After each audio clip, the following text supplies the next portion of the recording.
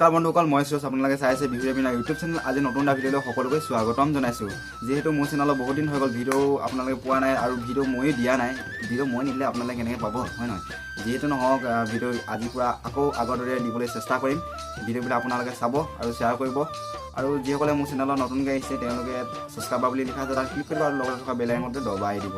বলক ভিডিঅ'টো ষ্টাৰ্ট কৰোঁ।